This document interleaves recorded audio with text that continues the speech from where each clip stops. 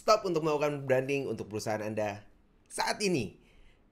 Iya, jangan lakukan branding apapun juga sampai Anda menyelesaikan video dalam episode YouTube kali ini.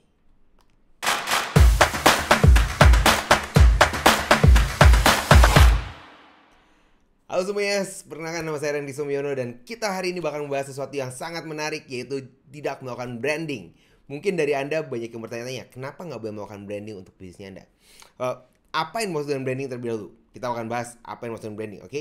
Jadi kalau kita ngomongin branding, sebagian besar pada saat kita ngomongin di marketing, branding itu adalah mengenai tampilan, mengenai perasaan, bagaimana orang berpikir, mengenai brandnya kita, mengenai logo, mengenai warna. Jadi ini adalah apa yang orang bicarakan mengenai kalau kita ngomongin tentang branding. Dan setiap kali kita melakukan branding selalu ada aktivitas-aktivitas yang ada di dalamnya. Oke, jadi ada kita pasang billboard, kita pasang iklan, dan sebanyak hal lain yang kita lakukan untuk melakukan branding. Biasanya kalau dibilang seperti itu, ada yang langsung tanya sama saya, tapi banyak perusahaan-perusahaan besar melakukan branding, nilainya mereka sangat besar. Yes, contohnya adalah ini ada 10 brand di dunia, top brand, yang namanya saya yakin Anda pasti kenal. Apa kesamaan dari semua brand yang ada di situ? Valuasinya besar, menguntungkan, apa lagi? Timnya besar, karyawannya banyak, ada di seluruh dunia, dan seterusnya. Okay. Yang biasa dilakukan pada saat kita ngomongin tentang branding adalah kita melakukan aktivitas-aktivitas seperti kita pasang logo kita di, ini ada satu perusahaan pasang logo di lapangan golf gitu ya, ini yang sederhana kita taruh di belakang mobil, atau kita bikin di billboard, atau di setidaknya di tatakan minuman. Kalau Anda sering ke restoran, di tatakan minumannya biasanya suka ada yang taruh logonya mereka. Apa persamaan dari semua yang ada di sini? Biasanya persamaannya adalah perusahaan-perusahaan besar. Dan itulah kenapa saya merasa bahwa harus memberitahu kepada Anda bahwa mungkin ini bukan untuk Anda. Sedikit disclaimer, disclaimer. Untuk melakukan branding, nggak ada salahnya. Tidak ada yang salah untuk melakukan branding. Namun, apabila Anda tidak tahu posisi Anda saat ini di mana, maka itu yang salah. Maksudnya gimana? Coba saya ulangin ya. Jadi tidak ada yang salah dalam branding. Kita lihat tadi aktivitas yang lain, oke? Kita pasang di aktivitas branding. Okay? It's good. Seneng banget kalau misalnya kita ngelihat brandnya kita bisa dilihat secara fisik, betul. Okay? Jadi saya paling seneng kalau misalnya ada orang saya pasang billboard gitu ya, terus orang ngelihat brandnya saya, kayaknya yang bangga banget nih mereka lihat billboardnya saya. Okay. Tapi dari semua brand yang ada di sini, kalau Anda perhatikan, okay, apa kesamaannya? Biasanya yang pertama adalah budget untuk pemasarannya relatif besar. Betul. Siapa di sini suka untuk melakukan uang branding? Pasang branding, pasang iklan dan segala macam. Bagus gak? Bagus banget. Karena itu ada yang mereka lakukan. Cuman satu hal yang dilakukan adalah, yang menjadi pemikirannya yang harus Anda ketahui adalah bahwa branding biasanya dilakukan oleh perusahaan-perusahaan besar dengan budget pemasaran yang besar. Dengan budget yang besar, mereka bisa memiliki kemampuan untuk melakukan banyak hal dalam pemasaran.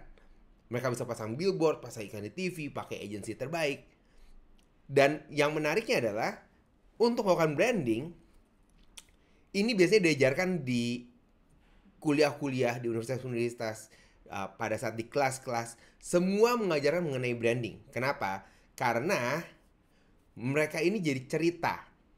Yang melakukan branding biasanya selalu menjadi cerita. Perusahaan Coca-Cola melakukan activity. Mereka, kalau Anda pernah lihat, cari di YouTube, mereka punya satu campaign di mana botolnya itu cuma bisa dibuka kalau berdua. Bagaimana caranya Coca-Cola melakukan hal tersebut? Dikasih tahu lah. Dibikin ada videonya, ada iklannya. Jadi iklan di dalam iklan. Wah, itu keren banget. Tapi mereka bisa melakukan hal tersebut karena budget mereka besar. Bagaimana dengan kebanyakan dari kita? Berdasarkan data yang saya temukan, perusahaan-perusahaan dengan budget besar, atau saya bilangnya budget unlimited, budgetnya itu nggak ada batasnya gitu ya. Perusahaan-perusahaan itu hanya ada 5% jumlahnya di dunia. 5% dari seluruh perusahaan di dunia punya budget yang hampir tak terbatas. Bagaimana dengan 95% yang lainnya? 95% yang lainnya tidak punya budget yang tidak terbatas. Mereka punya budget yang cukup. Bahkan beberapa perusahaan mereka yang baru mulai bisa bilangnya tidak cukup. Nah, di sini memaksa saya untuk membuat video kali ini karena saya tahu bahwa banyak dari Anda ada di perusahaan yang 95%. Tantangan terbesarnya adalah kita, di mana perusahaan kita di bawah yang masuk ke dalam kategori 95%, punya budget yang sangat terbatas, tapi kita belajar dari perusahaan-perusahaan yang punya budget tidak terbatas. Disuruh pasang billboard. Wah, kita bilang, kalau saya pasang billboard, pasang 1 titik aja, budget saya setahun udah habis. Terus tapi katanya perusahaan besar pakai billboard berhasil. Saya pasang billboard. Apa yang terjadi? 99% tidak berhasil. Marketingnya ya habis di situ aja. Udah selesai. Budgetnya habis, hasilnya tidak ada. Oleh karena itu, apa yang harus kita kerjakan sebagai perusahaan-perusahaan yang 95%? Dalam kategori perusahaan 95% ini ada yang budgetnya sangat terbatas, ada yang budgetnya terbatas. Ada yang budgetnya sedikit berlebih tapi tidak terlalu berlebih. Nah, ini adalah strategi yang perlu kita pelajarin. Sayangnya strategi-strategi ini jarang untuk diajarkan. Mungkin dalam beberapa menit ke depan, Anda bisa belajar lebih banyak dibandingkan dengan Anda belajar marketing dengan strategi-strategi yang super advance yang kita pun tidak bisa lakukan. Oke? Jadi kalau Anda mau mencatat, sekarang ada waktu yang paling baik untuk mencatat. Tapi sebelum saya kasih tahu apa yang harus Anda lakukan, gak ada salahnya untuk Anda bisa subscribe di channelnya saya, supaya saya bisa tahu apa yang Anda pelajari, siapa Anda, dan pastikan Anda menuliskan komentar dari apa yang Anda pelajari dalam video kita kali ini. Boleh? Oke.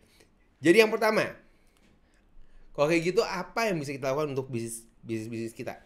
Yang pertama adalah kalau kita masuk ke dalam kategori perusahaan 95%. Satu hal yang paling pertama yang harus Anda perhatikan adalah Anda harus fokus ke direct response. Maksudnya apa fokus ke direct response? Setiap marketing yang kita lakukan, setiap marketing yang kita lakukan harus mendapatkan respons langsung dari calon pelanggan kita. Misalnya, kalau Anda punya toko, Anda bisa memberikan sampling misalnya. Maka direct response-nya adalah datang ke toko saya dan dapatkan sampling. Anda bisa fokus ke dalam membuat lebih banyak orang mengetahui penawarannya Anda bahwa datang ke toko saya dapat gratis sampling. Semakin banyak data tersebut, maka akan semakin bagus. Maka Anda tahu bahwa ternyata saya pasang iklan di media kawasan yang datang banyak. Jadi fokus kepada marketing yang direct response. Yang kedua, yang perlu Anda perhatikan adalah Anda harus ukur. Dan ini sangat penting. Ukur dan ukur. Karena tadi contohnya, kalau kita pasang iklan orang untuk dapatkan sampling, berapa banyak yang mendapatkan sampling? Anda harus tahu jumlahnya. Apakah kalau kita pasang di media kawasan yang datang 10, kalau kita pasang di sebar brosur yang datang 20, kita pasang billboard kecil di depan. Tapi billboardnya karena di daerah mungkin di kawasan tertentu biayanya tidak terlalu besar, tapi Anda ukur bahwa dapatkan sampling. Foto billboard ini untuk tunjukkan ke kasir misalnya. Maka Anda bisa, ternyata pasang billboard yang datang ada 100. Dengan begitu Anda bisa mengetahui yang mana berhasil, yang mana tidak berhasil. Jadi yang pertama tadi, Anda harus fokus ke direct response. Yang kedua, Anda harus ukur. Dan kalau bisnis Anda ingin berkembang masuk ke level berikutnya, Anda harus melakukan satu yang namanya scaling. Semuanya bilang scaling. Maksudnya apa? Anda harus bisa melipat gandakan pemasarannya Anda. Apa yang dilipat gandakan?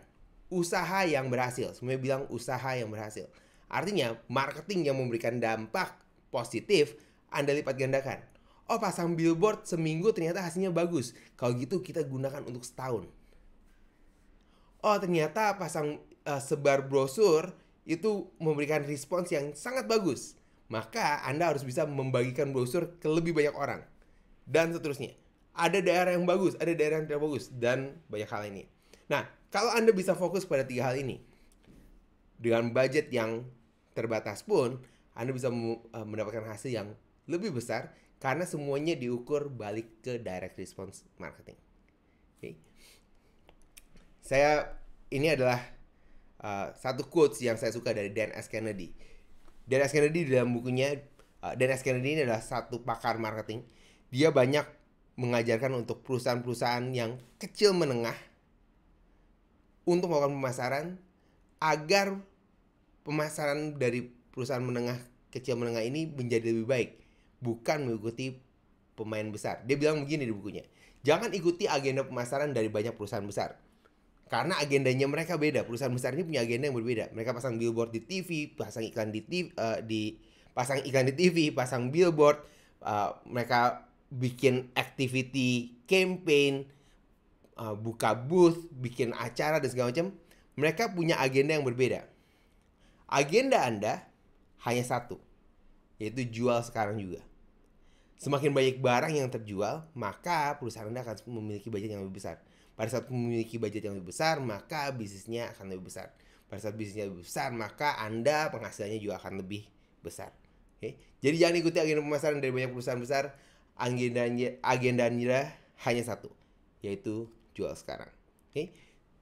Tulis di komentar apa yang Anda pelajari dalam video kali ini. Dan jangan lupa sekali lagi, pastikan Anda subscribe. Pastikan Anda mendapatkan video terbaru dari saya. Saya akan memposting video baru setiap hari Jumat jam 9 pagi. Semoga ini memberi manfaat bagi Anda. Kita bertemu lagi di dalam acara yang lainnya.